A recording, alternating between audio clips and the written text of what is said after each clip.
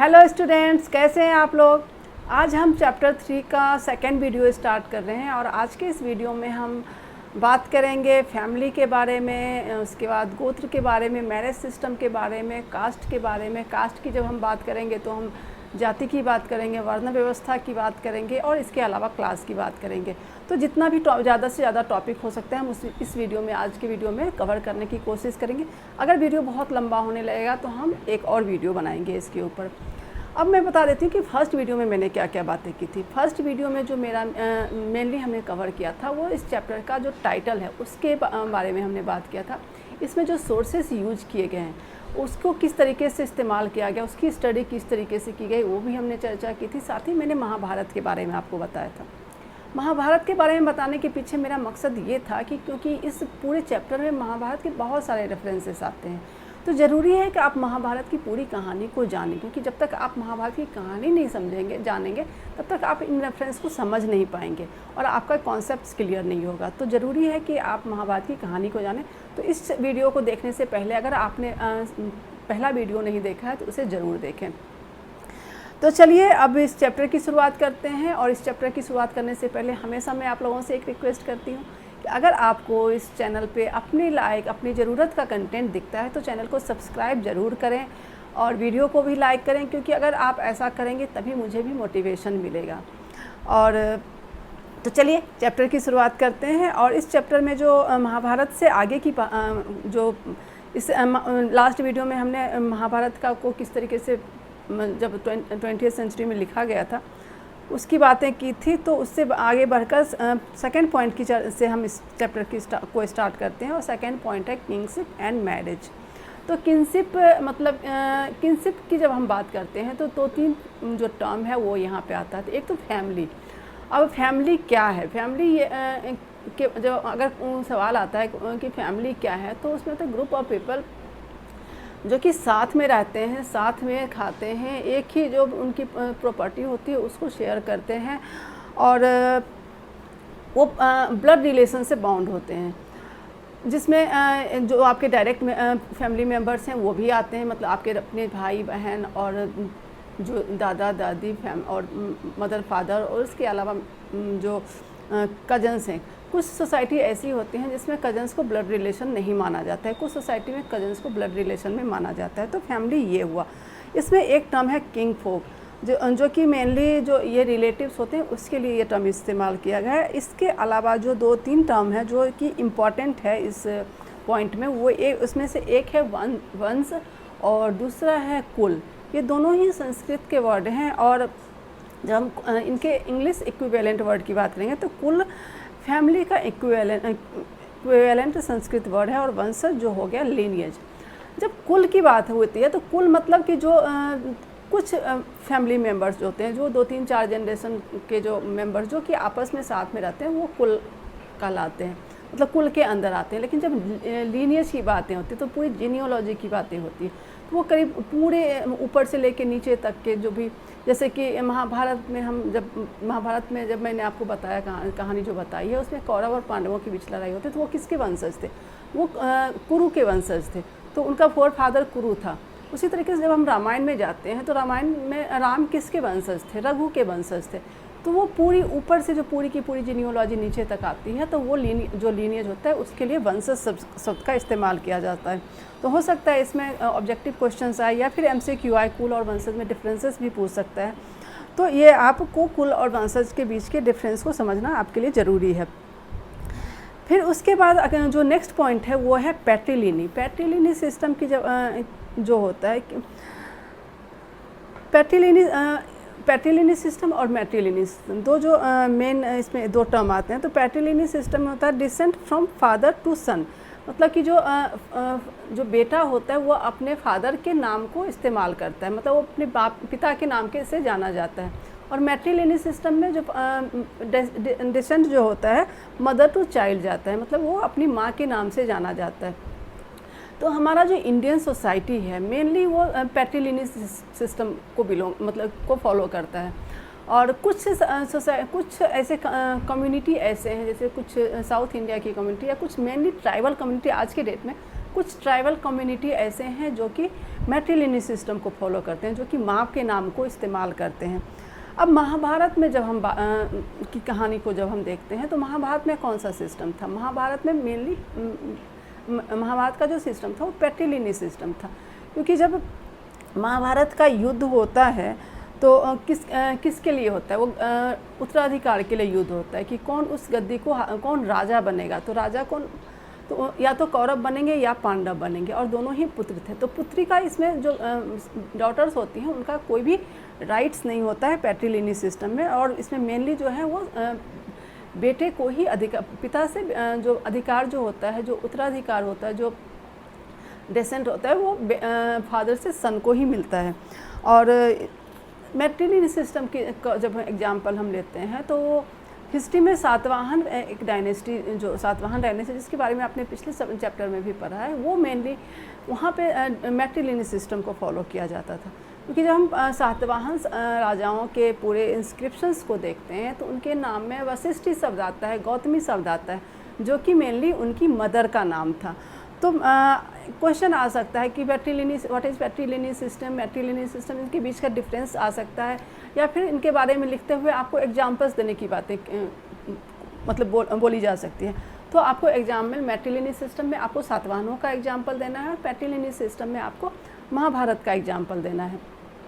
क्योंकि एग्जाम्पल्स जो होते हैं, कोई भी क्वेश्चंस को बड़ा करने के लिए उसमें कुछ एग्जाम्पल, उसका जो सेकेंड पार्ट होता है उसमें कुछ एग्जाम्पल्स, कुछ एक्स्ट्रा चीज़ें मांगी जाती हैं, और जनरली वहीं पे जो स्टूडेंट होते हैं वो मिस कर जाते हैं, और जिसकी वजह से मार्क्स कटता है। तो आपको एग्जाम्पल्स को भी अच्छे से समझना है, इस चीज़ को आपको ध्यान रखना है। तो ये आपका हो गया। अब पैट्रिलिनी सिस्टम की जब हम एक चीज़ और इसमें हम आपको बता देना चाहते हैं कि पैट्रिलिनी सिस्टम में जो भी हमारा, जो कि मैंने पीछे भी बताया कि पैट्रिलिनी सिस्टम जो हमारा इंडियन सोसाइटी है वो पूरी की पूरी तरीके से, मतलब मैक्सिमम जो एग्जाम्पल्स मिलते हैं वो पैट्रिलिनी सिस्टम के ही मिलते हैं, और जिसमें फादर टू सन जो है वो उत्तराधिकार जो होता है, उत्तराधिकारी बेटा होता है। अगर किसी का बेटा नहीं है तो फिर उसका भाई उत्तराधिकारी होगा, अगर भाई भी नहीं है तो कोई भी उस कुल का कोई भी योग्य मेल मेंबर जो होगा वो गद्दी का उत्तराधिकारी होगा, लेकिन बेटी को उत्तराधिकारी नहीं बनाया जाता है। लेकिन यहाँ पे एक एक्सेप्शन हमें देखने को मिलता है। जब एंशिएंट इंडिया की हिस्ट्री पढ़ते हैं तो वहाँ पे एक एक्सेप्शन देखने को मिलता है, वो प्रभावती गुप्त का है। प्रभावती गुप्त की पिछले चैप्टर में भी मैंने आपको बताया था कि प्रभावती गुप्त जो थी वो चंद्रगुप्त सेकंड की बेटी थी, और वो उनकी शादी वाकाटक किंग रुद्रसेन सेकंड के साथ हुई थी। रुद्रसेन सेकंड की कुछ ही मतलब शादी के कुछ उनके 3 बेटे थे, लेकिन कुछ ही समय बाद उनकी, जैसे वो किंग बनते हैं और कुछ ही समय बाद उनकी मृत्यु हो जाती है। फिर प्रभावती गुप्त जो थी वो खुद को अपने पति के साथ सती होना चाहती, क्योंकि उस वक्त सती, खासकर राज परिवारों में सती प्रथा काफ़ी प्रचलन में था। तो जब चंद्रगुप्त सेकंड को ये पता चलता है कि उनकी बेटी सती होने जा रही है तो वो जाते हैं और ना सिर्फ अपनी बेटी को सती होने से रोकते हैं, बल्कि उनके जो बड़े पुत्र थे उनको उन्होंने युवराज बनाया, क्योंकि वो काफ़ी छोटे थे, वो मतलब राजा बनने की उम्र अभी उनकी नहीं थी, तो उनको युवराज बनाया और प्रभावती गुप्त को उन्होंने उसका गार्जियन के रूप में पूरी सत्ता की बागडोर अपनी बेटी के हाथ में दे दी। और इसमें बहुत सारे इंस्क्रिप्शन मिलते हैं, बहुत सारे हिस्टोरिकल एविडेंस मिलते हैं जिसमें प्रभावती गुप्त किस तरीके से पूरी अपने शासन व्यवस्था को चला रही थी, इसका हमें एग्जाम्पल मिलता है। तो ये एक अपने आप में बहुत ही यूनिक एग्जाम्पल है, क्योंकि पूरे एंशिएंट इंडिया में इस तरह के बहुत ही कम एग्जाम्पल्स मिले हैं जब कोई फीमेल मेंबर, मतलब राज परिवार की कोई फीमेल मेंबर के हाथ में पावर आता है और वो उस पावर को एंजॉय करती है और बहुत ही अच्छे तरीके से शासन व्यवस्था को चलाती है। और शायद इसके पीछे वजह ये भी रही होगी कि प्रभावती गुप्त जो थी वो चंद्रगुप्त सेकंड की बेटी थी, और चंद्रगुप्त सेकंड अपने समय के बहुत ही पावरफुल किंग हुआ करते थे। और सिर्फ अपने समय की ही बात मैं नहीं कहती हूँ, बल्कि जब एंशिएंट इंडिया में हम पढ़ते हैं तो कुछ जो 5-7 राजाओं की बात होती है जो कि जिन्होंने हिस्ट्री में काफ़ी अपना कंट्रीब्यूशन दिया है, जिनके इतिहास को अच्छे से पढ़ा जाता है, जिनका काफ़ी लंबा टाइम पीरियड रहा है, रूलिंग पीरियड काफ़ी लंबा रहा है, उसमें से एक चंद्रगुप्त सेकंड भी थे। इन्हें विक्रमादित्य भी कहा जाता था। तो ये गुप्ता डायनेस्टी के किंग हुआ करते थे। तो ये पूरी की पूरी बातें जो मैंने आपको बताई वो पैट्रिलिनियन सिस्टम के बारे में बताई। अब आगे हम बात करते हैं। यहाँ पे एक सोर्स दिया गया, सोर्स 1 है, और ये है वैदिक मंत्र के बारे में ये सोर्स है। और सोर्स में जो भी आपकी एनसीईआरटी में जो सोर्स दिए गए हैं वो भी काफ़ी इम्पॉर्टेंट होते हैं, क्योंकि 1 या 2 क्वेश्चन तो आपके सोर्स से होते ही होते हैं। और अगर आप इस सोर्स को अच्छे से नहीं समझेंगे तो फिर इससे रिलेटेड जो भी क्वेश्चंस होगा वो आप नहीं कर पाएंगे। अब ये जो सोर्स 1 है, मेरी बेटी के यूटी में ये सोर्स आया था, तो इस सोर्स को मैं एज इट इज कोट करती हूँ, जो इसमें लिखा हुआ है कि मतलब जो मंत्र है, वैदिक मंत्र है, जो कि शादी के टाइम में पढ़ा जाता था, जो पुरोहित होते हैं वो पढ़ते हैं, आज भी ये मंत्र पढ़ा जाता है। तो एज इट इज़ मैं इसको कोट करती हूँ, उसका इंग्लिश ट्रांसलेशन है, I free her from here but not from there, I have bound her firmly there, so that through the grace of Indra she will have fine sons and she fortunate in her husband's love. मतलब यहाँ पे जैसे जो मेरी बेटी के question में था कि ये मतलब कि सोर्स 1 में ये पूरा का पूरा पैसेज दिया हुआ था, जो सोर्स 1 का था, उसमें पूछा गया था कि किस गॉड की बातें की गई है, ये गॉड किसके गॉड हैं, तो ये इसके फिर मंत्र के बारे में एक सवाल था, तो 3 सवाल थे इससे। तो इसमें ये कहा गया है कि जो पिता जो होता है वो कन्यादान के वक्त अपनी बेटी का कन्यादान एक योग्य लड़की, जो उसके लायक योग्य लड़का होता है, उसके हाथ में अपनी बेटी का हाथ देता है और उसे अपने परिवार से फ्री करता है और उसको उस परिवार को समर्पित करता है।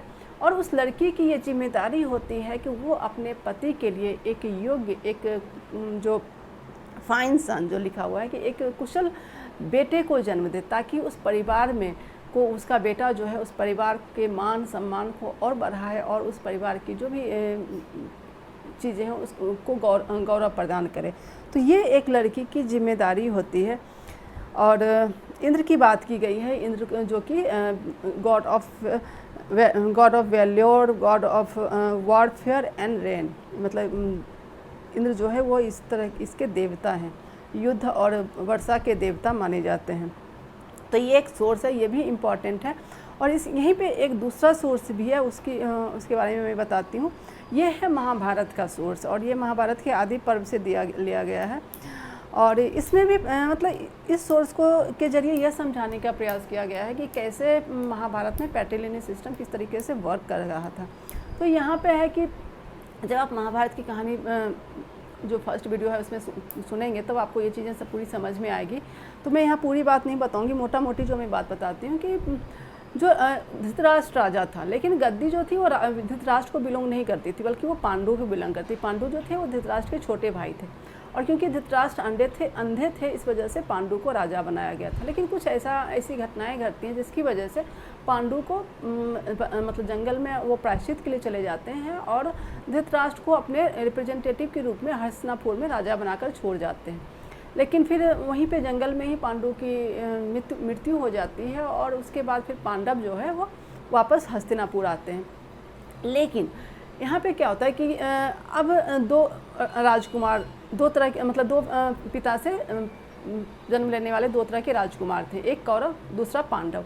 अब कौरवों और पांडवों में ही से ही किसी को राजा बनना था, लेकिन युधिष्ठिर सबसे बड़ा था।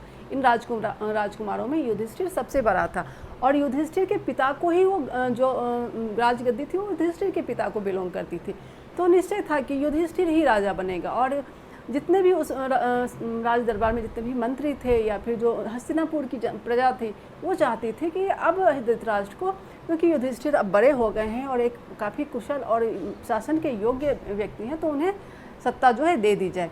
लेकिन दुर्योधन जो कि अपने पिता को कहता है कि अगर आज आपने यह गद्दी युधिष्ठिर को दे दी तो फिर युधिष्ठिर के बाद उसका बड़ा पुत्र राजा बनेगा, फिर उसका बड़ा पुत्र, और इस तरीके से वो पूरी की पूरी जो चीज़ें वो चलती जाएंगी और हम फिर कभी भी इस राज सत्ता में वापस नहीं आ पाएंगे और हमारी जो पूरी पहचान है, पूरे जो वो है वो ख़त्म हो जाएगा।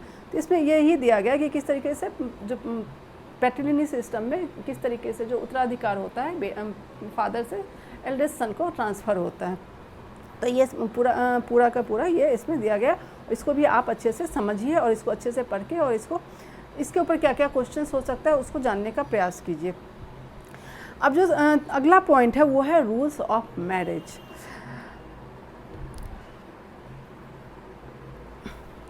जब पैट्रीलिनियल सिस्टम होता है उसमें सारा अधिकार जो होता है वो बेटे का ही होता है। महिलाओं का उसमें परिवार की किसी भी चीज़ में, जो बेटियां होती हैं वो उनका परिवार की किसी भी चीज़ में कोई अधिकार नहीं होता, ना उनकी संपत्ति में होता है, ना उनके राजगद्दी में, किसी भी चीज़ में कोई अधिकार नहीं होता है। तो लेकिन यहाँ पे पिता की यह जिम्मेदारी होती है कि वो अपनी बेटी को एक अच्छे परिवार में, एक अच्छे वर के साथ उसका कन्यादान करें। और इस वजह से मैरिज जो है वो काफ़ी इम्पॉर्टेंट एक रिचुअल होता है धर्मशास्त्रों के अनुसार। अब यहाँ पे 4 टर्म को यूज़ किया गया है जो कि काफ़ी इम्पॉर्टेंट है, जिसके ऊपर क्वेश्चंस आ ही सकते हैं, हो सकता है आ जाएंगे। और उसमें पहला है एंडोगेमी। एंडोगेमी में होता है कि endogamy refers to marriage within a unit, this could be a kin group, caste और group living in the same locality. मतलब कि शादियां जो होती थी एंडोगेमी में, शादियां वो शादियां होती थी जो कि विद इन अ फैमिली शादी होती थी, या फिर जो आपके सगे संबंधी हैं या आपके कास्ट के, आपके ग्रुप के, जो भी मतलब आपस में जो शादियां होती थी वो एंडोगेमी मैरिज हुआ। एक्सोगेमी जो कि आउटसाइड ऑफ फैमिली, मतलब कि फैमिली के अंदर शादियां वो नहीं हो सकती थी, बल्कि गोत्र से अलग या फिर अपनी फैमिली, मतलब किसी भी तरीके का कोई रिलेशन आपस में ब्लड रिलेशन नहीं होना चाहिए, और ऐसे अलग सोसाइटी में लड़कियों की शादी की जाती थी, तो वो एक्सोगेमी मैरिज हुआ। फिर हुआ पॉलीजिनी। पॉलीजिनी में जब जो मेल मेंबर होता था एक से ज़्यादा फीमेल पत्नी रखता था, उसे पॉलीजिनी कहते थे। और पॉलीएंड्री में फीमेल जो होती थी उसको एक से ज़्यादा हस्बैंड होता था। अब यहाँ पे पॉलीजिनी तो पूरे जितने भी पूरे हिस्ट्री पूरा भरा पड़ा हुआ है पॉलीजिनी के एग्जाम्पल से। जितने भी राजा महाराजा हुआ करते थे मैक्सिमम एक से ज़्यादा शादियाँ करते थे। जो भी राजा महाराजा हो या फिर जो इन्फ्लुएंशियल फैमिली के जो भी मेल मेंबर्स होते थे वो कई महिलाओं से शादी करते थे। और राज परिवार में जनरली शादी एक वैदिक रिचुअल ना हो के एक पॉलिटिकल ट्रीटीज भी होता था, एक पॉलिटिकल गठबंधन भी होता था, राजनीतिक गठबंधन। क्योंकि जैसे अगर कोई राजा है वो उसने किसी इन्फ्लुएंशियल राज परिवार में शादी उसने कर ली है, तो उसका स्टेटस जो है वो उस में और भी, मतलब जो भी राजतंत्र है उसमें उसका स्टेटस और बड़ा हो जाता था।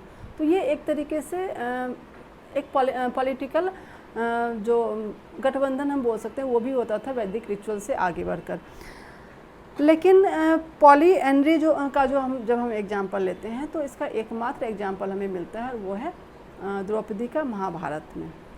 और आज भी पॉलीएंड्री की बहुत सारी कई ऐसी कम्युनिटीज़ हैं, ट्राइबल कम्युनिटी, नॉर्थ ईस्ट की बहुत सारी कम्युनिटी हैं, उत्तराखंड में कुछ कम्युनिटीज़ हैं जहाँ पे पॉलीएंड्री, जहाँ पे एक महिला जो होती है वो सारे 2-3 भाइयों के साथ उसकी शादी होती है या फिर उसके साथ उसका रिलेशन होता है। इस तरह की पूरी की पूरी मतलब ट्रेडिशनली ऐसी व्यवस्था ही है। तो ये 4 पॉइंट्स हैं जो काफ़ी इम्पॉर्टेंट हैं, और इसको आप अच्छे से नोट डाउन कर लीजिए और लिख लीजिए। रूल्स ऑफ मैरिज में ही जो पूरा रूल जो मैरिज के बारे में लिखा गया है वो मनुस्मृति में मेनली उसमें है। उसमें 8 तरह के शादियों की बात की गई है, और आपके सोर्स 3 में 4 तरह के मैरिजेज का पूरा इसमें लिखा हुआ है। इसको आप अच्छे से पढ़िए, हो सकता है इसमें से एक लॉन्ग क्वेश्चन भी आ जाए मैरिज के बारे में। और सबसे पहले तो इस मतलब पूरे इसको लिखने की ज़रूरत क्यों पड़ी कि शादियाँ होंगी, इससे रिलेटेड जो भी नियम कानून थे उसको बनाने की ज़रूरत क्यों पड़ी। जब महाजनपद का उदय होता है और सोसाइटी में काफ़ी डेवलपमेंट होता है, काफ़ी इकोनॉमिक एक्टिविटीज़ काफ़ी बढ़ रही होती है और लोग एक जगह से दूसरे जगह आके रहने लगते हैं। जैसे आज ही हम देखते हैं जो बड़े बड़े शहर हैं वहाँ पे हर जगह से लोग आके रहते हैं। तो उस वक्त भी ऐसा ही हुआ करता था कि जो कहीं का भी व्यक्ति जहाँ पे जिसको अपॉर्चुनिटी मिलती थी वहाँ जाके रहते थे। और उस वक्त बहुत सारे जो बड़े बड़े टाउन्स जो थे वो इस्टेब्लिश होते हैं। तो ऐसे में ज़रूरी था कि समाज में एक रूल्स रेगुलेशन बना रहे, एक प्योरिटी बनी रहे। इसके लिए शादी से रिलेटेड बहुत सारे नियम कानून बनाए गए थे, और जिसे मनुस्मृति में लिखा गया था, और धर्मसूत्र धर्मशास्त्रों में भी इसको लिखा गया है। अब इसमें क्या है कि इन तीनों जो टेक्स्ट हैं उनकी जो रचना हुई है वो 200 BC से लेकर 200 CE के बीच में इनकी रचना की गई है। अब ये जो 8 तरह के मैरिज की बात गई, सोर्स 3 में आपके 4 तरह के मैरिज की बात गई है। वैसे आपके बुक में इनका जो संस्कृत नाम है, जिस नाम से इस मैरिज का जिक्र किया गया उसका वो नहीं लिखा गया, लेकिन फिर भी मैं आपको बता देती हूँ। वो जो 8 तरह के मैरिज कौन कौन से थे, वो मैरिज थे ब्रह्म विवाह, देव विवाह, आर्ष विवाह, प्रजापति विवाह, गंधर्व विवाह, राक्षस विवाह, पिशाच विवाह और असुर विवाह। अब इसमें से 4 जो मैरिज थे वो शुद्ध मैरिज माने जाते थे, मतलब ये एक्सेप्टेड थे, मतलब धर्म के अनुसार या धर्म के अनुसार माने जाते थे। और जो 4 थे वो अशुद्ध विवाह थे, मतलब इसको एक्सेप्टेंस नहीं था सोसाइटी में। अब ये 4 में से राक्षस, गंधर्व, पिशाच और असुर, ये चारों जो विवाह थे इसको एक्सेप्ट नहीं किया गया था।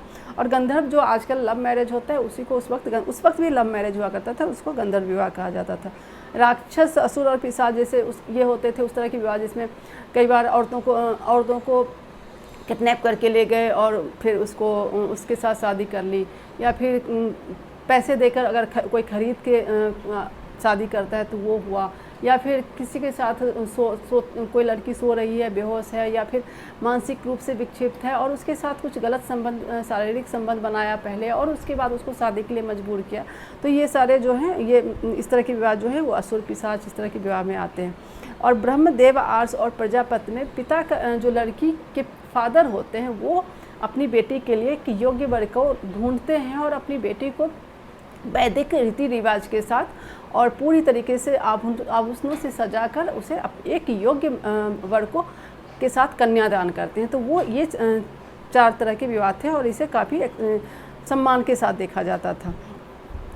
तो ये आपके हो गए 8 तरह के विवाह की बात है जो कि आपके सोर्स 3 में भी है और उसको अच्छे से आपको पढ़ना है। अब आगे जो हम बात करेंगे वो है गोत्र सिस्टम। गोत्र सिस्टम में, अब गोत्र सिस्टम था क्या? अब जैसे कि आज भी आपका भी कोई ना कोई गोत्र होगा, आप अपने पेरेंट्स से पूछिए कि आपका गोत्र क्या है। तो जो वैदिक ऋषि थे उनके नाम के बेसिस पे गोत्र को निर्धारित किया गया और ऐसा माना जाता है कि जिस नाम से जिसका भी जो गोत्र है वो उस वैदिक ऋषि के वंशज माने जाते हैं।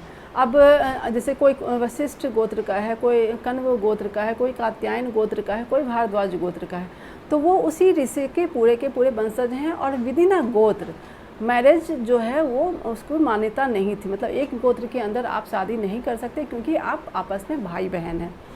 और दूसरी जो इसमें एक इम्पॉर्टेंट बात वो थी कि जैसे जो पुरुष जो भी मेल मेंबर है उसका गोत्र, जो फादर का गोत्र है वही उसका गोत्र होगा, लेकिन जो फीमेल है उसकी जब शादी हो जाती है तो उसका गोत्र भी चेंज हो जाता है, जो भी उसके हस्बैंड का गोत्र होगा वो उसका गोत्र हो जाता है।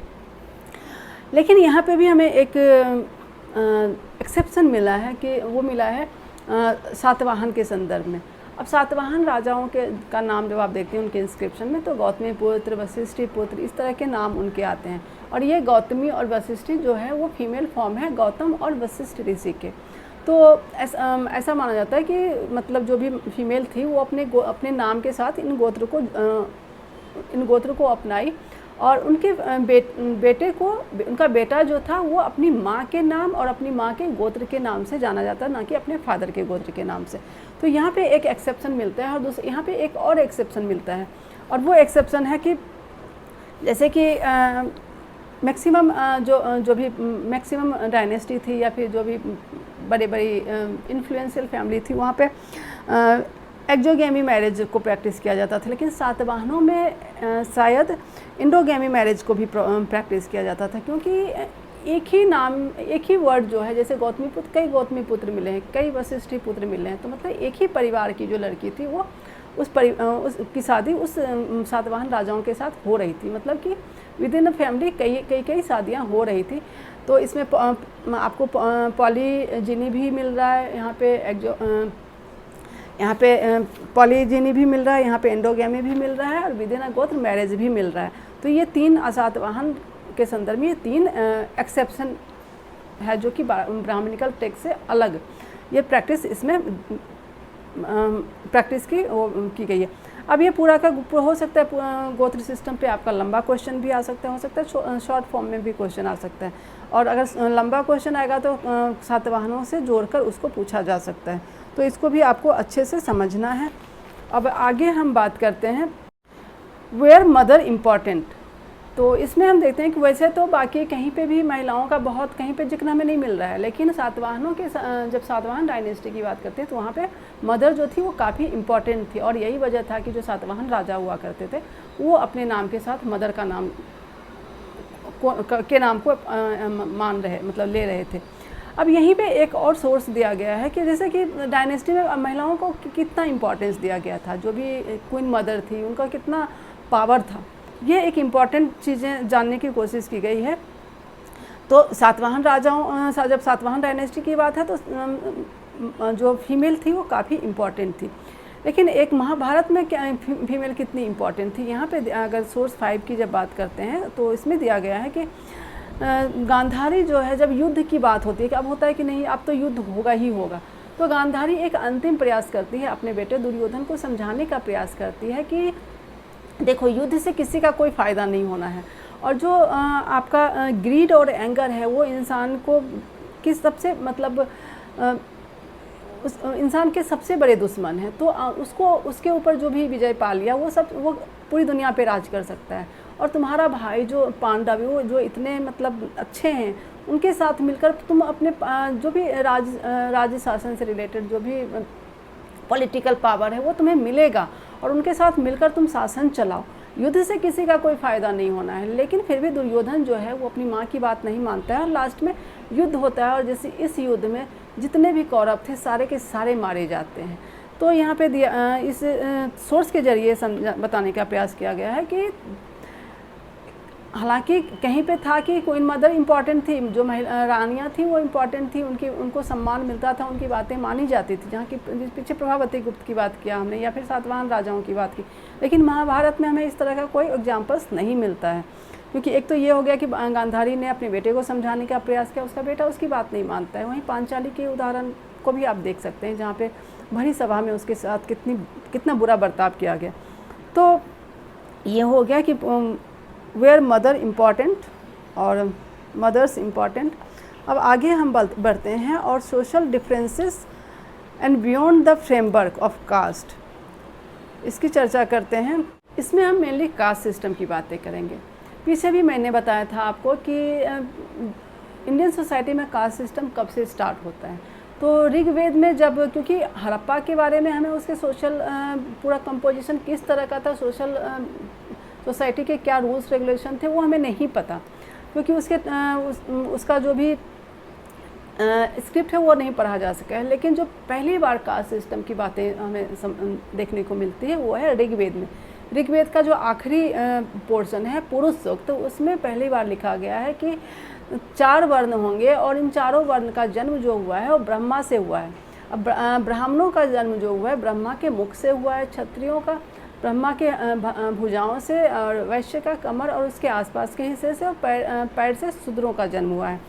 तो इस तरीके से, और जिस तरीके से ये उनका जन्म हुआ है मतलब कि उसी हिसाब से समाज में उनका सम्मान भी है।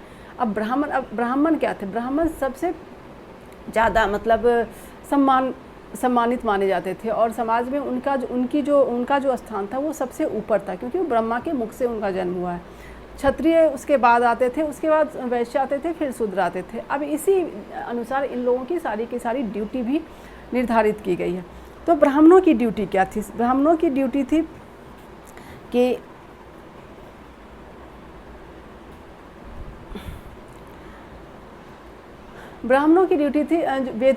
वेदों को पढ़ना और उसे पढ़ाना मतलब क्षत्रियों को पढ़ाना और किसी को नहीं पढ़ाना। फिर यज्ञ करवाना, फिर जो भी रूल्स समाज में जो भी नियम कानून बनने थे वो उसको लिखना, ये सारा काम जो था वो ब्राह्मणों का काम था। क्षत्रिय का काम था पूरे शासन व्यवस्था को मेनली मैनेज करना, जो भी शांति बनी रहे, युद्ध करना, यज्ञ करवाना या फिर वेद की शिक्षा ग्रहण करना भी क्षत्रियों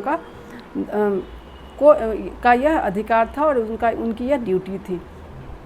फिर वेदों की को पढ़ना भी क्षत्रियों की ड्यूटी थी। फिर उसके वैश्य की जब बात आती है, वैश्य जो थे वो 3rd पोजीशन पे थे, और वैश्य को मेनली उनको एग्रीकल्चर का काम दिया गया था। फिर जो भी ट्रेड, कॉमर्स या फिर जानवरों से रिलेटेड जो भी इकोनॉमिक एक्टिविटी थी वो जिम्मेदारी वैश्यों की थी। और उसके बाद आता है शूद्र। शूद्र की जिम्मेदारी थी ऊपर के तीनों वर्णों की सेवा करना, और उनके पास कोई भी किसी भी तरह का कोई भी अधिकार नहीं था, ना तो संपत्ति रखने का उनके पास कोई अधिकार था। वो जो भी ऊपर के जो भी उनके मालिक थे, मतलब कि जो ऊपर के तीनों वर्ण के लोग थे, जो भी उसे दे देते थे उसी से उसको अपना गुजर बसर करना था। तो इस तरीके का जो रूल्स रेगुलेशन जो कास्ट सिस्टम से जुड़ा हुआ ये सारे रूल्स रेगुलेशन थे। और इसी के वर्णों के मतलब कास्ट सिस्टम, जिसको कि वर्ण व्यवस्था कहा गया है, स्टार्टिंग में वो वर्ण व्यवस्था था। जो वर्ण व्यवस्था के अंदर जो भी रूल्स रेगुलेशन थे उसको कैसे फॉलो किया जाना चाहिए, उसकी एक कहानी के जरिए उसको समझाने का प्रयास किया गया है, और वो है आपका सोर्स 7 में। इसमें एकलव्य की कहानी है। एकलव्य जो कि एक निषाद लड़का था, और वो द्रोणाचार्य के पास, द्रोणाचार्य एक ब्राह्मण थे और वो कौरवों और पांडवों के गुरु थे। तो एकलव्य द्रोणाचार्य के पास आता है और वो बोलता है कि वो आर्चरी की शिक्षा उनसे लेना चाहता है, जो भी वेपन्स की शिक्षा उनसे लेना चाहता है, लेकिन द्रोणाचार्य उसको मना कर देते हैं, क्योंकि वो एक निषाद लड़का था जो कि जंगल में रहने वाले को निषाद कहा जाता था। तो फिर एकलव्य वापस चला जाता है और द्रोणाचार्य की एक मूर्ति बनाता है, और उसने उनकी प्रेरणा से वो तीरंदाजी की शिक्षा लेता है। इधर कौरव और पांडवों की भी शिक्षा चल रही होती है, और वो काफ़ी मतलब एक योग्य स्टूडेंट के रूप में उभर कर आते हैं, और काफ़ी शिक्षित और काफ़ी वेल स्किल्ड होते हैं अपने अपने जो भी उनको शिक्षा दी जाती है उस मतलब उस विपन को चलाने में। तो अर्जुन जो था वो तीरंदाज था, और वो द्रोणाचार्य का प्रिय शिष्य भी था। तो द्रोणाचार्य उसको कहते हैं कि तुम दुनिया के सबसे योग्य धनुर्धर हो।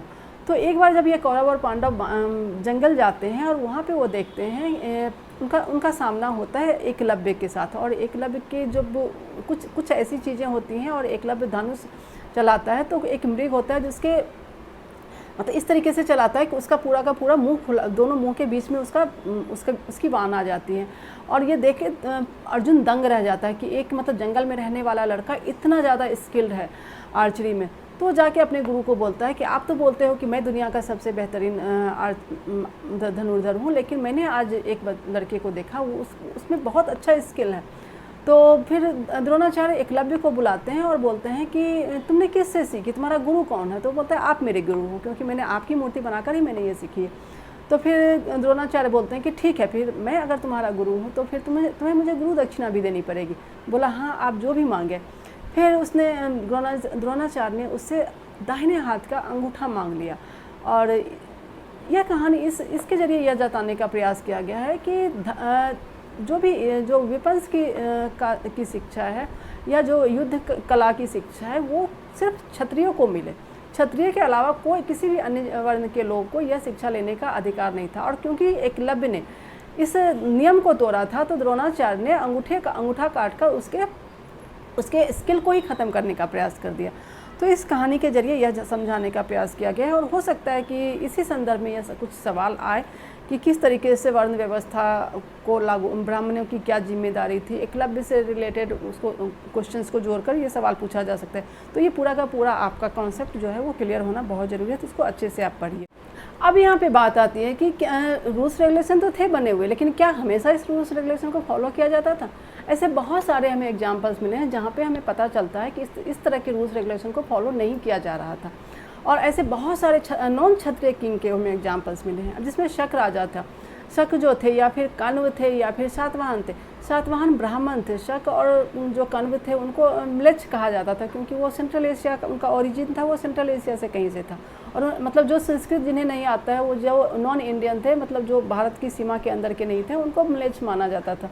तो अब शक कितने महान राजा थे। जब शक डायनेस्टी की बात होती है तो रुद्रदामन की बात होती है, जो गिरनार अभिलेख जिन्होंने लिखा, और उन्होंने एक पूरा का पूरा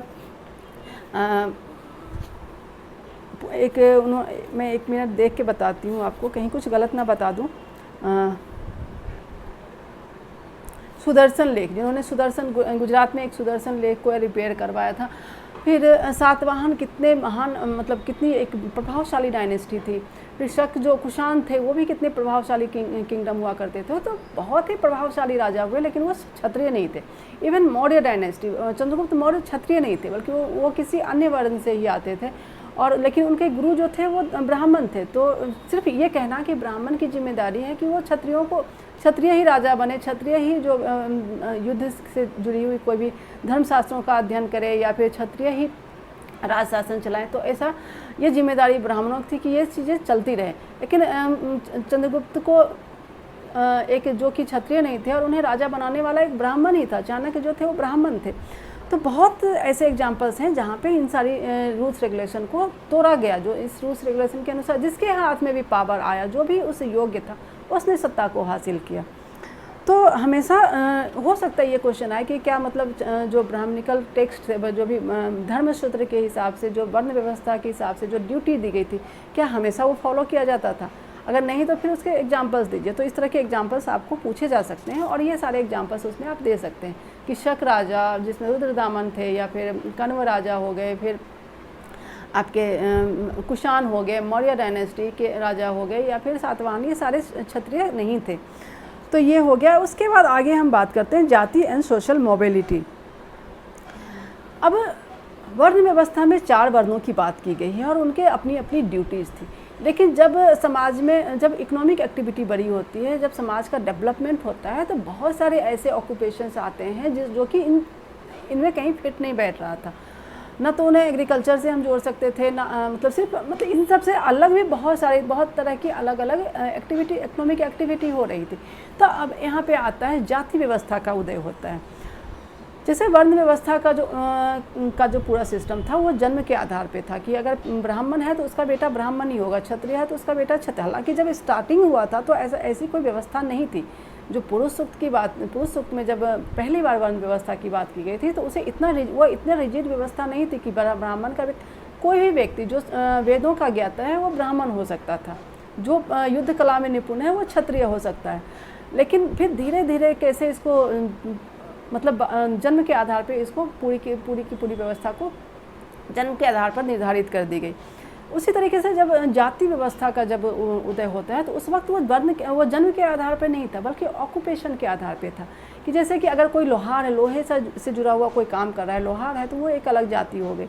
अगर कोई मतलब ज्वेलरी बनाने वाला है तो वो स्वर्णकार हो गए, या फिर कोई सिल्क वीवर है तो जुलाहा हो गया। तो इस तरह के क्या जो डिफरेंट तरह के जो ऑक्यूपेशन थे, उससे जुड़े हुए लोगों की अपनी एक जाति हुआ करती थी। अब यहाँ पे एक इंस्क्रिप्शन की भी बात की गई, मंदसौर इंस्क्रिप्शन की बात की गई है, और इसमें ये बताया गया है कि किस तरीके से गुजरात के एक जगह से, गुजरात में एक लाट नामक जगह था, वहाँ के सिल्क वीवर की पूरी कम्युनिटी मंदसौर, जिसे उस वक्त दसापुर कहा जाता था, वहाँ पे माइग्रेट कर जाते हैं। तो उनको ये पता चलता है कि दसापुर का जो राजा है वो काफ़ी बहुत अच्छा राजा है, और वो वहाँ पे जाकर उनको काफ़ी फ़ायदा होगा। तो वो वहाँ पे जाते हैं, माइग्रेट करते हैं, और वहाँ के जो राजा थे उन्होंने उनको वेलकम किया। अब तो उसके बाद वहाँ पे वो एक इसमें आपके सोर्स 8 में दिया गया कि किस तरीके से वो जो ग्रुप था, सिल्क वीवर्स का ग्रुप था, वो क्या हालांकि वो सिल्क वीवर्स का ग्रुप था, लेकिन उसमें जो डिफरेंट मेंबर्स हुआ करते थे वो किस तरीके के अलग अलग चीज़ों में एक्सपर्ट हुआ करते थे। जैसे म्यूजिक में हो गया, कोई लिखने में था, कोई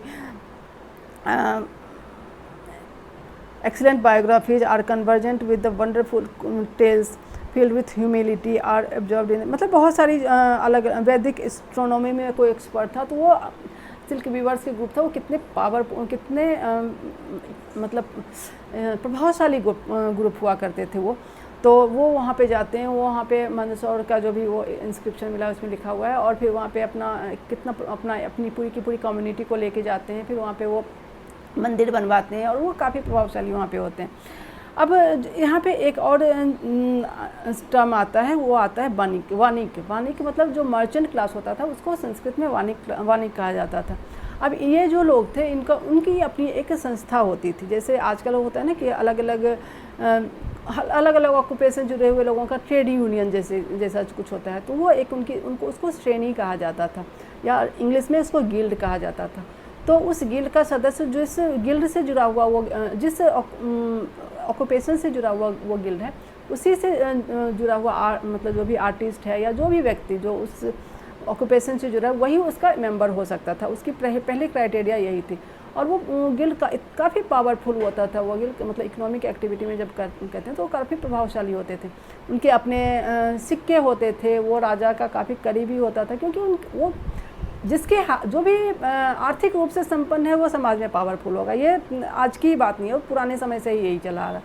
जो भी राजस्व दे रहा है, जो भी टैक्स दे रहा है, जो भी राजा को धन दे रहा है, वो राजा का प्रिय हमेशा ही होगा। तो एक गिल्ड व्यवस्था की भी इसमें बात की गई है। और यहाँ पे एक आता है, एक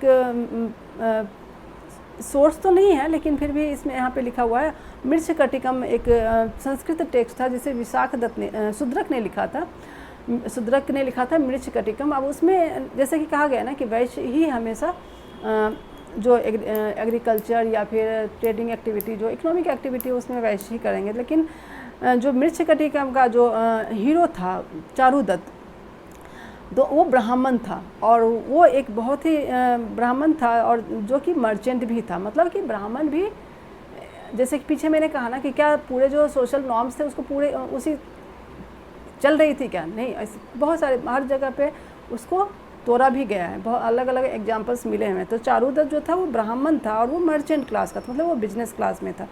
तो 5th century inscription describe 2 brothers who made a donation for the construction of a temple as Kshatriya vanik, मतलब क्षत्रिय वाणिक के रूप में। तो ये एक है, इसमें हो सकता है ऑब्जेक्टिव क्वेश्चन आ सके, पूछ सकता है कि मृच्छकटिकम किसने लिखी, इसका हीरो कौन है, किस लैंग्वेज में है। तो ये मेरे ख्याल से संस्कृत में है, हाँ संस्कृत में लिखा गया था। चारुदत्त उसका वो था, उसमें चारुदत्त जो था वो ब्राह्मण था और वो मर्चेंट था। तो ये सारी चीज़ें उसमें हुई। अब आगे हम बात करते हैं। अब मैंने सिल्क वीवर्स की बात आपको की कि किस तरीके से मंदसौर वो लोग आते हैं, किस श्रेणी की बात की, जैसे कि गिल्ड कहा जाता है, किस उनके क्या गिल्ड के बारे में आपसे क्वेश्चन आ सकता है, तो उसको भी अच्छे से समझिए। और आगे हम बात करते हैं बियॉन्ड द 4 वर्नाल इंटीग्रेशन। जैसा कि मैंने आपको बताया कि बहुत सारे अलग अलग ग्रुप के लोग उस वक्त, क्योंकि समाज में डेवलपमेंट हो रहा था, तो बहुत अलग अलग तरह के लोग आ रहे थे। तो जो लोग जंगल में रहते थे उन्हें निषाद कहा जाता था, मतलब उनको संस्कृत नहीं आता है, उन्हें बोलने नहीं आ रहा है, वो असभ्य अनसिविलाइज्ड माने जाते थे। तो जो कि एकलव्य था, तो एकलव्य की कहानी मैंने बताया, तो वो निषाद जाति का माना जाता है, जो कि इन 4 वर्णों में नहीं आता है। इसी तरीके से और भी जंगल में रहने वाले और भी अलग अलग तरह के लोग भी थे, जैसे कि आप मिलेच की मैंने बातें की। यहीं पे एक और सोर्स की बात की गई है, सोर्स 9 है, और यहाँ पे भी महाभारत की बात की गई है। और यहाँ पे हिडिम्बा की ये स्टोरी है कि ये स्टोरी इस तरीके से है कि जब वहाँ पे लाक्षागृह की जब घटना घटती है, लाक्षागृह जो कि एक पांडवों को मारने के लिए दुर्योधन ने एक पूरी की पूरी षड्यंत्र रचा था कि एक महल बनवाया था और पांडवों को बुलाया था और उसको वहाँ पे रखा था, और वो महल जो था पूरा लाख का बना हुआ था। तो ये वो थी कि मतलब कि उस लाख, जब वो लोग सोएंगे तो उसमें आग लगा दिया जाएगा और फिर वो जलकर मर जाएंगे। तो फिर मतलब जो विदुर थे वो उनको पहले पता चल गया था इसके बारे में, तो फिर उन्होंने वहाँ पे उस महल में एक वो डाल दिया था, फावड़ा वगैरह डाल दिया था, और उसको और एक हिंट दिया था कि तुम्हें यहाँ से निकलना है। तो कैसे पांडव सुरंग बनाते हैं रातों रात और फिर वहाँ से भागते हैं। तो इस तरीके की पूरी कहानी है। और तो इसमें जब लाक्षागृह के इंसिडेंस के बाद जब कुंती अपने बेटों के साथ वहाँ से महल से निकल के भागती है, तो वो लोग जंगल में इधर उधर भटकते रहते हैं, और जंगल में बहुत सारे जानवर होते हैं जो कि जिससे उनको खतरा होता है। तो ऐसा होता था कि रात में जब पांडव मतलब कुंती और बाकी पांडव सोते थे, और भीम जो कि सबसे ज़्यादा शक्तिशाली माने जाते थे वो जगे रहते थे, और वो उन लोगों को गार्ड करते थे। तो एक दिन रात में क्या हुआ कि जहाँ पे भी वो रुके हुए थे वहाँ पे कुछ राक्षस कम्युनिटी के लोग भी थे। तो उन्हें पता चल गया कि कुछ मतलब इंसानों की खुशबू उन्हें आ गई। तो उन्होंने अपनी बहन हिडिम्बा को भेजा कि तुम जाओ और उसको जो भी है उसको मतलब पकड़ के लेके आओ। तो हिडिम्बा जाती है और वो भीम को देखती है, तो बहुत ही खूबसूरत रूप धारण करके एक बहुत ही खूबसूरत कन्या के रूप में जाती है और भीम को पटाने की कोशिश करती है, मगर भीम जो है वो नहीं मानते हैं। और इसी बीच जो हिडिम्बा के बाकी रिलेटिव्स थे वो भी वहाँ पे आ जाते हैं, और वो उनको मतलब भीम को उन लोगों को खाने की कोशिश करता है, तो उसको उनकी हत्या करने की कोशिश करता है। तो भीम जो है के साथ उनकी लड़ाई होती है और उन सबको को भीम मार देता है। फिर तब तक पांडव और कुंती भी जग जाते हैं। फिर हिडिंबा अपना ऑफ़र देती, मतलब प्रपोज करती है भीम को कि तुम मुझे अपना लो। तो लेकिन भीम मना कर देता है। फिर वो कुंती को कहती है कि मैंने अपना सब कुछ त्याग दिया, अपने भाई को त्याग दिया, अपने सारे कुटुंब को मैंने त्याग दिया, अपनी फैमिली को त्याग दिया, अपनी जाति सब कुछ त्याग दिया, और मैं अब आपके साथ रहना चाहती हूँ, आपके बेटे की पत्नी बनकर। तो लेकिन भीम नहीं मानता है। लेकिन युधिष्ठिर बीच बचाव करते हैं, और क्योंकि युधिष्ठिर धर्म के को स्थापित करने वाले माने गए हैं पूरे, क्योंकि वो धर्म के पुत्र थे, धर्मपुत्र माने गए हैं। तो वो बोलते हैं कि नहीं ठीक है, क्योंकि इसने अपना सब कुछ खो दिया हमारे लिए, तो हमारी जिम्मेदारी है। तो वो बोलते हैं भीम को कि तुम इससे शादी करो। फिर भीम की शादी होती है हिडिंबा से, और वो लोग भीम कुछ दिन के लिए हिडिंबा के पास चला जाता है। और फिर उसके बाद उनका एक बेटा होता है जिसका नाम घटोत्कच होता है। फिर जब उनका बेटा होता है, फिर हिडिंबा उसको लेकर चली जाती है और बोलती है कि जब भी तुम्हें ज़रूरत होगी, या हमारा जो यह पुत्र है वो तुम्हारी मदद के लिए आएगा। और फिर जब महाभारत की आगे युद्ध होती है तो उसमें घटोत्कच आता है, और फिर किस तरीके से वो पूरी सेना को तितर बितर कर देता है। तो ये पूरी कहानी है, और इसके ज़रिए एक अलग कम्युनिटी किस तरह, एक मतलब जंगल में रहने वाले कम्युनिटी के बारे में बताने का इस कहानी के ज़रिए प्रयास किया गया है। अब इसमें एक और आगे जो एक पॉइंट है वो है beyond the four varna, subordination and conflicts. इस पॉइंट में चांडालों की बात की गई है कि चांडाल वर्ण के कुछ लोग थे, और इनकी मतलब चांडाल जाति ये अनटचेबल थे, मतलब इसको कोई टच नहीं कर सकता। अगर इसकी परछाई भी किसी को टच कर जाए तो फिर आप अशुद्ध होते थे। तो इसमें बहुत सारे मनुस्मृति में इनकी ड्यूटी बताई गई कि इनकी ड्यूटी क्या है। तब ये जो भी ऊपर के वर्ण के लोग, ऊपर की जाति के लोग हैं, उनके छोड़े हुए कपड़े पहन के, उनके छोड़े हुए खाना खाकर ही इनका गुजर बसर होना है। ये अपना कुछ इनका नहीं हो सकता है। ये गांव से बाहर कहीं पे बस्ती के बाहर रहते थे, गांव के अंदर ये रह नहीं सकते थे। उसके अलावा एक जब चाइनीज़ बुद्धिस्ट मॉन्क फाहियान थे, वो जो कि 5th सेंचुरी BC में आए थे, वो लिखते हैं कि जब चांडाल गाँव के अंदर आता था तो वो ऐसे ताली बजाता था ताकि लोगों को पता चल जाए कि चांडाल आ रहा है, तो लोग अपने घरों के अंदर चले जाएं और उसको देखें तक ना, मतलब उसको देखने तक से ही जो है वो अपवित्र माने जाते थे। अब चांडालों की ड्यूटी एक थी कि वो जो भी मरे हुए जानवर थे उनके बॉडी को डिस्पोज करना, या फिर ऐसे व्यक्ति जिनका कोई अंतिम संस्कार करने वाला नहीं था तो उसका अंतिम संस्कार जो है वो चांडाल लोग करते थे। तो अंतिम संस्कार से जुड़ी जो भी विधि थी वो चांडालों की थी, और उनका जो पूरा सोशल स्टेटस था वो बहुत ही निम्न दर्जे का था, और उन्हें अनटचेबल माना जाता था। और इसका वर्णन मनुस्मृति में भी है, इसका फाहियान ने भी इसका जिक्र किया है। इसके अलावा जियान जेंग जो कि 7th सेंचुरी में एक चाइनीज मॉन्क आए थे, उन्होंने भी इसका जिक्र किया है। तो ये एक बहुत ही और ये एक सिस्टम काफ़ी बाद तक भी चलता रहा, कि जबकि हम देखते हैं जब आगे दूसरे बुक में आप पढ़ेंगे फ्रीडम मूवमेंट में कैसे गांधी जी इन सब सिस्टम के खिलाफ वो पूरा का पूरा मूवमेंट चलाते हैं। तो ये, और इसमें एक और कहानी भी है, सोल्स्टेन में एक कहानी भी है कि कैसे मतलब बुद्धिस्ट टेक्स्ट जो था वो हमेशा इन सब चीज़ों को चैलेंज करता था, क्योंकि उन पूरा के जो अगले चैप्टर में आप पढ़ेंगे कि पूरा का पूरा बुद्धिस्ट मूवमेंट ही था वो इन ब्राह्मणिकल व्यवस्थाओं से को चैलेंज करने के लिए था। तो उनका ये मानना था कि कोई भी व्यक्ति जन्म से कुछ नहीं हो सकता, उसके अंदर क्या गुण है उसके बेसिस पे उसकी जाति, उसका वर्ण निर्धारित होना चाहिए था। अभी इस सोल्स्टेन में जो बोधिसत्ता एज ए चांडाल, इसमें इस जो मतंग जातक है, जैसे जातक कथा जो है वो बुद्धिस्ट टेक्स्ट है जिसमें बुद्ध के पुराने जन्मों की पूरी कहानी है। तो मतंग जातक है, और इसमें जो जिसकी कहानी दी गई है वो है Bodhisatta was born outside the city of the Banaras, chandala son named Matang. मतलब मतंग नाम का एक व्यक्ति था जो कि बनारस में किसी जो भी शहर से अलग एक चांडाल के घर में उसका जन्म होता है। लेकिन एक दिन वो मतलब यहाँ पे एक दिन वो शहर में आ जाता है, और एक जो लड़की होती है दित्ता मांगलिका ही, उसके साथ उसका द डॉटर ऑफ मतलब एक व्यापारी की बेटी होती है दित्ता मांगलिका, वो उसकी नज़र उसके ऊपर पड़ जाती है। तो कैसे फिर उसके साथ बहुत ही गलत व्यवहार करती है, फिर कैसे वो उसको प्रोटेस्ट करता है जो मतंग जो है वो उसको मतलब इस चीज़ को काफ़ी प्रोटेस्ट करता है। फिर उसके बाद कैसे वो बहुत जाके वो शिक्षा ग्रहण करता है और उसके बाद वो ब्राह्मण का स्टेटस धारण करता है। तो ये पूरी की पूरी कहानी इसमें बताई गई है। इस कहानी को भी आप अच्छे से पढ़िए और इसको समझने का, इससे जुड़े हुए अपने पॉइंट्स बना लीजिए, क्योंकि हो सकता है किसी न किसी क्वेश्चन में इसको ऐड कर दे तो, या फिर सोर्स में पूछ ले तो, क्योंकि सोर्स के लिए काफ़ी अच्छे क्वेश्चन है, मतलब काफ़ी अच्छा सोर्स है जिसको सोर्स क्वेश्चन में पूछा जा सकता है। तो इसको आप समझिए। और उसके बाद हम करते हैं beyond birth resource and status. अब इसमें मेनली हम बात करेंगे वो प्रॉपर्टी राइट्स के बारे में। अब जो ऑनरशिप, जो भी रिसोर्स का ऑनरशिप होता था वो मेनली जो मेल मेंबर्स होते थे उन्हीं को मिलता था, मतलब फादर के बाद वो सन को मिलता था। बेटियों को कोई भी फैमिली संपत्ति में बेटियों का कोई अधिकार नहीं होता था।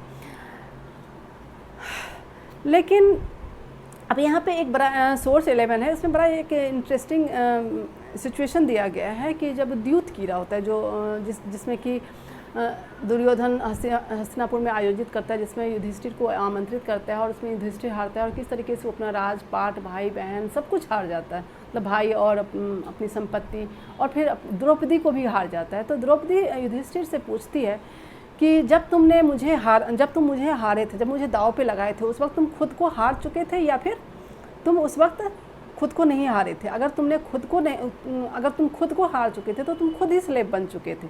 और स्लेव यहाँ पे इसके जरिए ये दो चीज़ें समझाने का प्रयास किया गया कि एक तो स्लेव, जो जिसका उल्लेख मैंने पिछले सेकंड चैप्टर में भी किया कि जो स्लेव होते थे उनको भी प्रॉपर्टी का कोई राइट नहीं होता था। और तो अगर तुम खुद को भी हार चुके थे तो तुम खुद ही दुर्योधन के स्लेव थे, तो तुम्हें ये अधिकार नहीं था कि तुम मुझे दाव पे लगाओ। और यहाँ तो एक चीज़ तो हुआ कि स्लेव को कोई प्रॉपर्टी, कोई भी राइट नहीं था, प्रॉपर्टी में कोई राइट नहीं था। दूसरा, महिला जो फीमेल थी, जो पत्नी थी, वो पति की संपत्ति के रूप में समझी जाती थी। तभी तो महाभारत में युधिष्ठिर ने द्रौपदी को दाव पे लगाया था। तो इसके तो वो पूछती है कि जब अगर तुम खुद को पहले हार चुके थे तो मुझे तुमको दाव पे लगाने का कोई अधिकार नहीं था। तो ये जो है फिर आगे चल के फिर किस तरीके से होता है कि जो भी धृतराष्ट्र आगे आता है वो उनको फ्री कर देता है और फिर उनका राजपाट जो है वो दुर्योधन ले लेता है और उन्हें जंगल वापस जाना पड़ता है। तो ये पूरा का पूरा इसमें कहानी है। अब महिलाओं को संपत्ति में तो कोई अधिकार नहीं मिलता था, लेकिन कुछ चीज़ें ऐसी थी जिस पे महिलाओं का अधिकार था। जो शादी के वक्त उन्हें गहने दिए जाते थे या शादी के वक्त जो भी उन्हें गिफ्ट में जो भी चीज़ें मिलती थी वो उनका स्त्री धन होता था, और वो उस स्त्री धन पे किसी का कोई अधिकार, वो सिर्फ महिलाओं का, वो उस पर सिर्फ महिलाओं का और वो अधिकार होता था। और जब तक वो जीवित रहती थी वो उन्हीं के उसमें अधिकार में रहता था, और उनके बाद वह उनके औरतों के बच्चों का हो जाता था, मतलब पति का उस पर कोई भी अधिकार नहीं होता था। तो ये एक स्त्री धन का कॉन्सेप्ट था। और इसे भी आप हो सकता है एक क्वेश्चन ऑब्जेक्टिव आए या फिर MCQ आए, स्त्री धन पे क्वेश्चन हो सकता है। लेकिन यहाँ पे एक और जो पीछे भी मैंने आपको बताया प्रभावती गुप्त की बात जब हम करते हैं, तो अगर महिलाओं का लैंड के ऊपर कोई ऑनरशिप राइट नहीं था, अगर ऑनरशिप राइट नहीं था तो कहीं भी जो भी लैंड डोनेशन का जो इंस्क्रिप्शन हमें मिला है वहाँ पे कहीं पे भी महिलाओं का नाम नहीं होता, क्योंकि उनके पास वो लैंड का ऑनरशिप राइट था नहीं। लेकिन प्रभावती गुप्त के नाम से लैंड डोनेशन के कई बहुत सारे इंस्क्रिप्शन हमें मिले हैं, और इससे ये पता चलता है कि प्रभावती के पास ना सिर्फ वो अपने बेटे की गार्जियन थी, बल्कि उसके पास वो जो भी रिसोर्स, उसके किंगडम का जो रिसोर्स था उसकी लीगल जो हकदार जो थी वो भी थी। तभी तो वो लैंड डोनेट कर रही थी ना, अपने नाम से वो लैंड डोनेट कर रही थी। तो प्रभावती गुप्त के संदर्भ में एक एक्सेप्शन यहाँ पे भी हमें मिलता है। अब how could man and women acquire wealth, ये भी एक इम्पॉर्टेंट है, और इसको मैं एज इट इज़ पढ़ती हूँ, इसको आप समझने की कोशिश कीजिए। फॉर मैन द मनुस्मृति में मतलब ये पूरा का पूरा नियम बनाया गया कि किस तरीके से एक मैन जो है वो संपत्ति बना सकता है, एक फीमेल की संपत्ति किस तरीके से उसको एक्वायर कर सकती है। तो जो पुरुषों के लिए जो बताए गए हैं तरीके, 7 means of acquiring wealth, inheritance जो पिता के द्वारा या फैमिली से मिलता है, फाइंडिंग जो भी उन्हें मिल रहा है, मतलब उसके बाद जो परचेज वो कर रहे हैं, परचेज हो गया, जो कहीं पे जीत रहे हैं वो कन्क्वेस्ट हो गया, या फिर जो है कहीं पे इन्वेस्ट कर रहे हैं, कहीं पे काम के बदले उन्हें जो वर्क के बदले मिल रहा है, या फिर acceptance of gift from good people, मतलब अच्छे लोगों से जो उन्हें गिफ्ट मिल रहा है। तो ये जो 7 तरीके थे जिसके ज़रिए कोई भी पुरुष जो है वो एक्वायर जो वेल्थ एक्वायर कर सकता था। वहीं फीमेल के लिए 6 तरीके बताए गए हैं वेल्थ एक्वायर करने के। पहला तो जैसे था इन फ्रंट ऑफ फायर और द ब्राइडल प्रोसेस, मतलब वही जो मैंने बताया कि शादी में जब उनका कन्यादान किया जाता था तो उनको पूरी तरीके से गहने से सजाया जाता था, तो वो हो गया। फिर token of affection and what she got from, मतलब ब्रदर मदर और फादर, माँ भाई या फिर पिता के द्वारा जो उनको गिफ्ट मिलता था। और she could also acquire wealth through any subsequent gift and whatever her affectionate husband might give her, जो पति के द्वारा उनको मिलती थी। तो ये 6 तरीके थे जिसके ज़रिए महिलाएं अपने को संपत्ति मिल सकती थी। अब अलग अलग वर्ण के लोगों की को किस तरीके से प्रॉपर्टी का अधिकार दिया गया था। तो अब इसमें सबसे ज़्यादा जो 3 ऊपर के 3 वर्ण थे, ब्राह्मण, क्षत्रिय और वैश्य, इनको तो प्रॉपर्टी का अधिकार था। जैसे ब्राह्मण को गिफ्ट में मिल रहा है, या फिर तो जो राजा लैंड ग्रांट्स का, हमें पीछे चैप्टर में भी हमने देखा कि लैंड ग्रांट्स काफ़ी उनको मिलता था। फिर यज्ञ करवाते थे, उसमें उन्हें धन मिलता था। तो वो काफ़ी एक अच्छे वेल्दी माने समाज में जो एक वेल्दी ग्रुप ब्राह्मणों का था। और लेकिन गरीब ब्राह्मण भी बहुत सारे ऐसे, हमें गरीब ब्राह्मणों के भी एग्जाम्पल्स मिले हैं। उसके बाद क्षत्रिय के पास पूरी राज्य की संपत्ति होती थी, और जो भी राज्य का रिसोर्स होता था वो क्षत्रियों को आता था। क्षत्रिय काफ़ी वेल्दी माने जाते थे। अब जैसे किंग ही हो गया, तो किंग तो पूरे राज्य का मालिक होता था। फिर वैश्य जो थे वो एग्रीकल्चर के जरिए या फिर ट्रेड एंड कॉमर्स या पशुपालन, इन सब जरिए वो काफ़ी वेल्थ क्रिएट करते थे। और वो उस वेल्थ को जब वो कमाते थे तो उसको टैक्स के रूप में राजा को भी दे रहे थे। तो ये तीनों वर्णों के पास संपत्ति का अधिकार था। शूद्रों के पास संपत्ति का अधिकार नहीं था। वो उनका गुजर बसर, ये ऊपर के तीनों वर्ण इनकी सेवा के बदले जो उनके गुजर बसर के लायक जो भी ज़रूरत की चीज़ें होती थी वो उन्हें दे देते थे, उसी से उनका गुजर बसर होता था। अब जो बुद्धिस्ट टेक्स्ट है उसमें इन सब चीज़ों को चैलेंज किया गया, क्योंकि मैंने बताया ना कि पूरा का पूरा बुद्धिज्म जो इमर्जेंस ऑफ बुद्धा था, मतलब बुद्धिस्ट मूवमेंट था, या फिर जैन धर्म का पूरा उधर, ये पूरी की पूरी ब्राह्मणिकल सिस्टम के अगेंस्ट ये पूरा का पूरा मूवमेंट ही था। तो वो इन सब चीज़ों को वो चैलेंज करते हैं, इन सब चीज़ों को वो नहीं मानते हैं।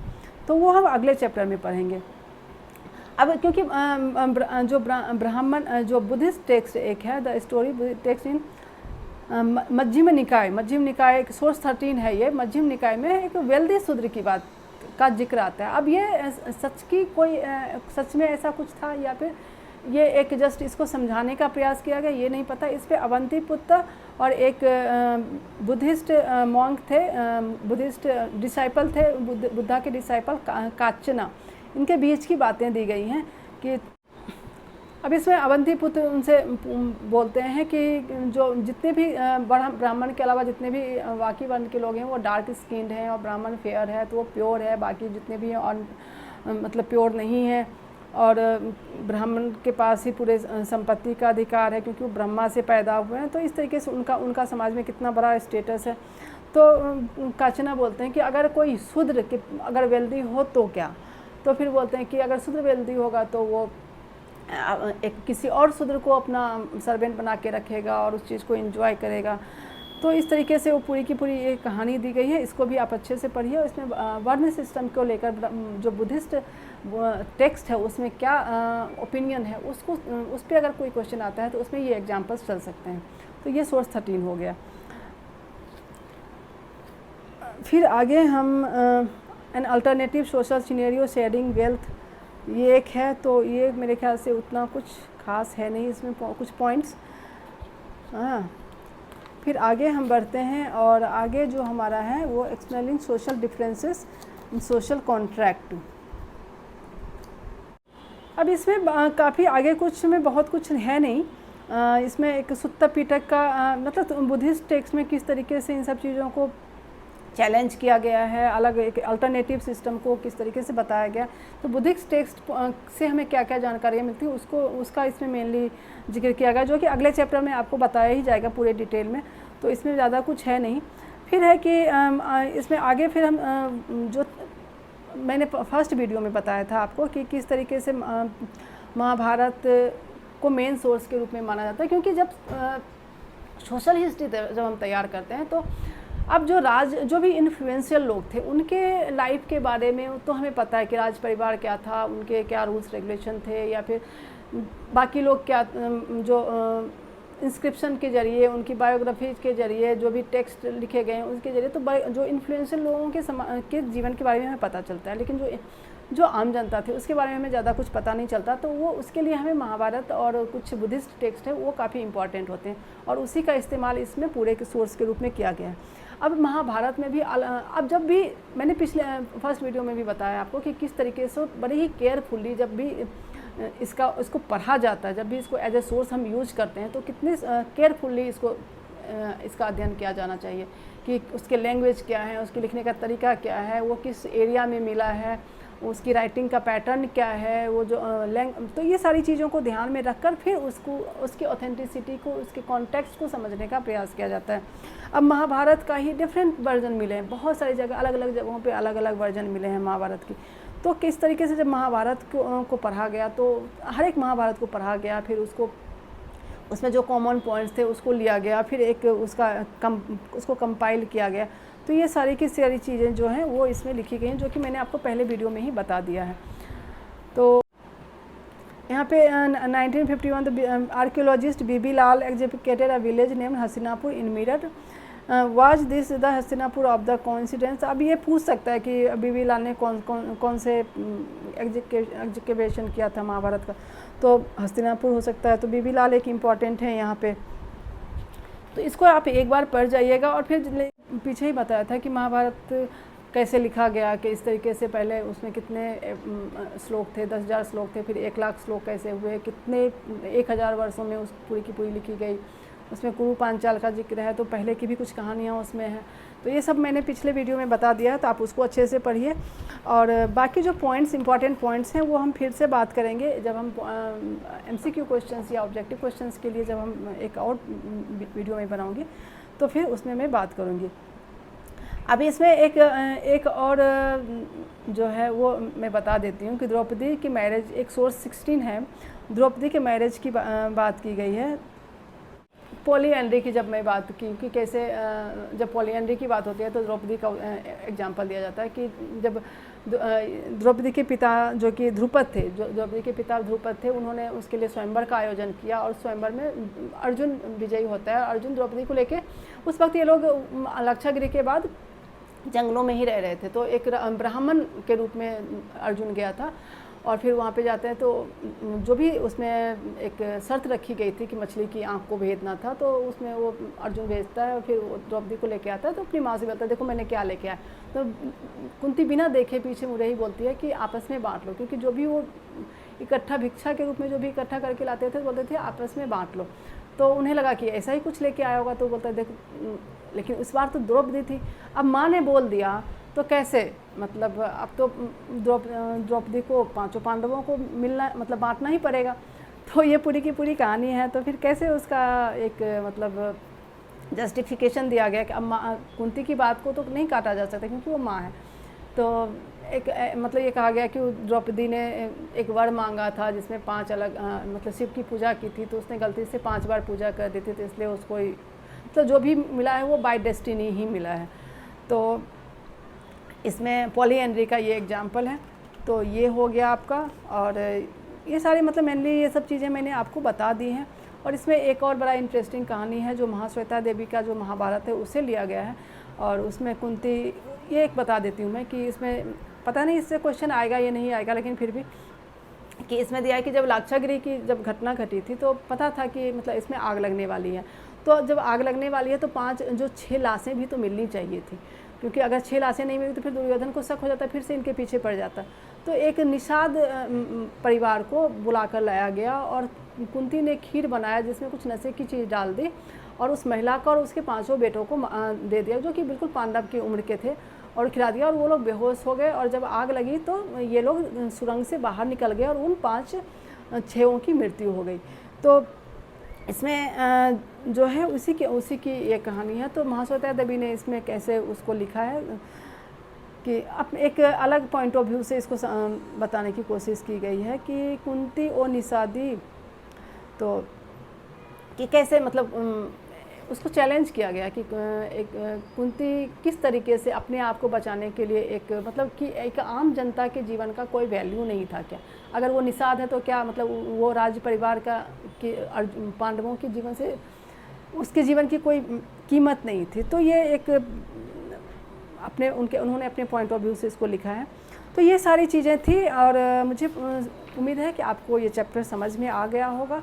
इस पे हम एक और वीडियो बनाएंगे और उसमें हम मेनली जो मेन टर्म्स हैं उसके ऊपर वीडियो बनाएंगे ताकि अगर कोई MCQ में आपको हेल्प मिल सके। तो चलिए वीडियो को लाइक ज़रूर कीजिए और चैनल को भी सब्सक्राइब कीजिए। अगले वीडियो में फिर से एक नए चैप्टर में मिलते हैं, तब तक के लिए जय हिंद।